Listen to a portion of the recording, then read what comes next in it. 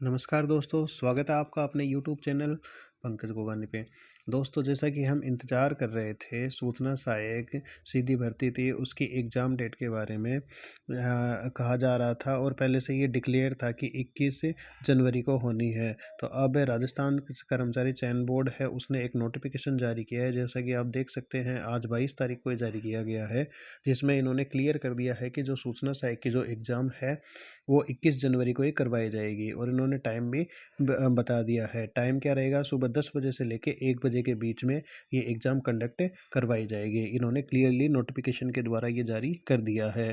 तो इसका मतलब अब हमारे मन में कोई डाउट नहीं होना चाहिए। जो भी कैंडिडेट्स तैयारी कर रहे हैं, अब उनको तैयारी में एकजुट होकर कमर कस के तैयारी में लग जाना चाहिए।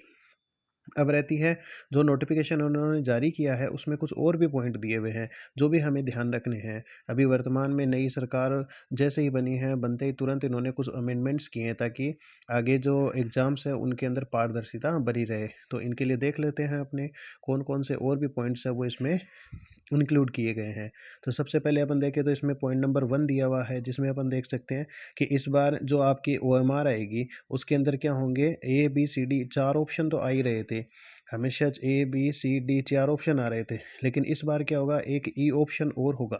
5 ऑप्शन आएंगे आपकी ओएमआर के अंदर, यानी 1 2 3 4 5 बोले होंगे। जो भी क्वेश्चन आप अटेम्प्ट कर रहे हैं उनमें से उसके ऊपर आप सर्कल कर सकते हैं। लेकिन अगर कोई क्वेश्चन आपने अटेम्प्ट नहीं किया है तो आपको क्या करना होगा, जो सबसे लास्ट वाला 5वां गोला होगा उसको क्या बनाना पड़ेगा, सर्कल बनाना पड़ेगा, जैसा कि इसमें दिया हुआ है। चलो अपन देख लेते हैं, फिर समझते हैं क्या इसमें दिया हुआ है। अब देखिए, इसके अंदर अलग अलग जो नियम है उसमें ऑप्शन सेकंड इसमें दिया हुआ है। सेकंड में दिया हुआ है, परीक्षा के अंतर्गत प्रत्येक प्रश्न के आगे 5 विकल्प गोले दिए होंगे। प्रत्येक पहले 4 विकल्प ए बी सी डी उपयुक्त उत्तर के लिए संबंधित है और 5वां जो विकल्प होगा ई अनुत्तरित। यानी कोई क्वेश्चन आप अटेंड नहीं कर रहे हैं तो उसके लिए आपको जो 5th वाला जो ई वाला जो गोला है वो सर्कल करना होगा। अभ्यर्थी को ओएमआर उत्तर पत्रक एवं संबंधित प्रश्न क्रमांक के लिए सही उत्तर एबीसीडी अगर कोई कर रहा है तो ठीक है, अगर नहीं करना है तो आपको ये ई वाला ऑप्शन, यानी सेम पॉइंट ही इसके अंदर हो गया है। लेकिन इसमें ये भी दिया हुआ है, यदि कोई अभ्यर्थी, इसमें नीचे लिखा है यदि कोई अभ्यर्थी प्रश्न का उत्तर नहीं देना चाह, वो तो सेम ही पॉइंट हो गया इसके अंदर।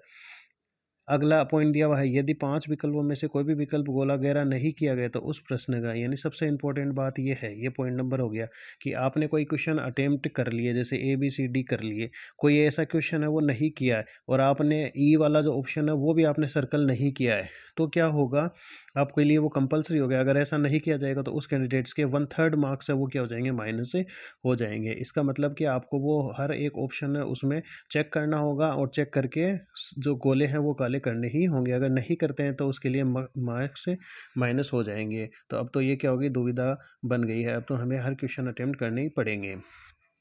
अब इसके बाद में क्या दिया हुआ है, इसके अलावा इसके अंदर दिया हुआ है, देखो इन्होंने अगला पॉइंट दिया हुआ है, अगर कोई कैंडिडेट्स ऐसा नहीं करता है, इसके अंदर 10% से अधिक अंक प्रश्न, अगर जैसे मान लो कि आपके 150 क्वेश्चन आ रहे हैं, 150 क्वेश्चन आ रहे हैं, उनमें से 15 क्वेश्चन ऐसे मिल गए जिसमें आपने क्या किया है, गोले नहीं किए, तो इसका मतलब आप एग्जाम से क्या हो गए, डिस्क्वालीफाई हो गए। क्या हो गए, डिस्क्वालीफाई, यानी आपको एग्जाम से बाहर ही कर दिया जाएगा। इसलिए अपने को ऐसी रिस्क नहीं लेनी है। हर एग्जाम में जो भी ऑप्शन करेक्ट हो उसको सर्कल करना है। अगर ऐसा नहीं है, कोई क्वेश्चन आप अटेम्प्ट नहीं करना चाह रहे हैं, तो आप क्या करेंगे, जो 5th वाला गोला है उसके ऊपर आपको सर्कल करना है ताकि वो क्वेश्चन हो जाएगा कि आपने ये अटेम्प्ट नहीं किया है। इसके अलावा और भी क्या दिए हुए हैं, जो ये आपको जो दिए जाएंगे गोले जितना 3 घंटे का आपको टाइम मिलेगा। अब इसमें क्या होगा कि जो सर्कल्स हैं उनको चेक करने के लिए आपको 3 घंटे का 10 घंटे का 10 मिनट का जो टाइम है वो एक्स्ट्रा दिया जाएगा। इसमें दिया हुआ है कि प्रत्येक प्रश्न के लिए कम से कम एक विकल्प गोला भरा गया है, यानी इसको सुनिश्चित करने के लिए उम्मीदवार को 10 मिनट एक्स्ट्रा दिए जाएंगे, यानी आपको 10 मिनट एक्स्ट्रा मिलेंगे 3 घंटे जैसे ही पूरे होंगे। जैसे 10 बजे से लेके और 1 बजे तक आपका पेपर हो गया, तो फिर 1 बजे से लेके और 1:10 तक का जो टाइम होगा वो आपको इसीलिए होगा जिसमें आप चेक कर सकते हैं कि वो आपने प्रॉपर गोले भरे हैं या नहीं भरे हैं। तो दोस्तों, ये जो एग्ज़ाम की डेट थी, जैसा कि पहले हम उम्मीद भी कर रहे थे, उसी के अकॉर्डिंग अब आज भी चुकी है। अब हमें और ज़्यादा देरी नहीं करनी है।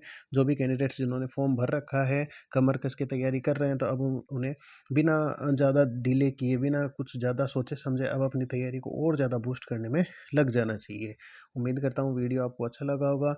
अब आगे आने वाली और डिटेल्स के लिए या और कोई नोटिफिकेशन के लिए आप अपने हमारे चैनल को सब्सक्राइब कर सकते हैं।